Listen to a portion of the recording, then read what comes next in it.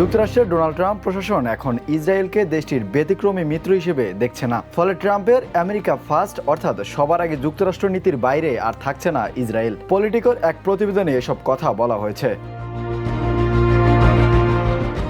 নাম প্রকাশে অনিচ্ছুক একাধিক সূত্রের বরাতে পলিটিকো জানিয়েছে, ট্রাম্প প্রশাসন ইসরায়েলের ক্ষেত্রেও অন্যান্য মিত্র দেশের মতোই নীতি অনুসরণ করছে, যেখানে প্রতিটি সিদ্ধান্ত অগ্রাধিকার পাচ্ছে যুক্তরাষ্ট্রের নিজস্ব জাতীয় স্বার্থ।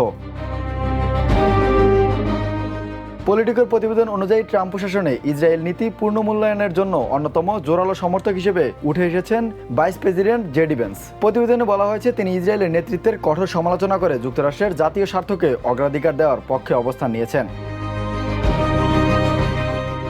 পলিটিকোর দাবি, ভাইস প্রেসিডেন্ট জেডি ভেন্স ইসরায়েলের কর্মকর্তাদের বরাবর স্মরণ করিয়ে দিয়েছেন যে যুক্তরাষ্ট্রই তাদের সবচেয়ে শক্তিশালী মিত্র। তবে একই সঙ্গে তিনি সতর্ক করেছেন, ওয়াশিংটনের সমর্থনকে স্বতঃসিদ্ধ ধরে নেওয়া উচিত নয়। প্রতিবেদনটিতে আরও দাবি করা হয়েছে, দুই দেশের সরকারের মধ্যে উচ্চ পর্যায়ের যোগাযোগ আগের তুলনায় কমে এসেছে। এর উদাহরণ হিসেবে বলা হয়, প্রধানমন্ত্রী বেনিয়ামিন নেতানিয়াহু 2025 সালে 5 বার ওয়াশিংটন সফর করলেও 2026 সালে এখন পর্যন্ত মাত্র একবার সফর করেছেন, সেটিও ফেব্রুয়ারিতে। পলিটিকোর ভাষ্য অনুযায়ী এই দুই দেশের সম্পর্কের পরিবর্তে বাস্তবতার একটি ইঙ্গিত হতে পারে। Imran Hossain, the news.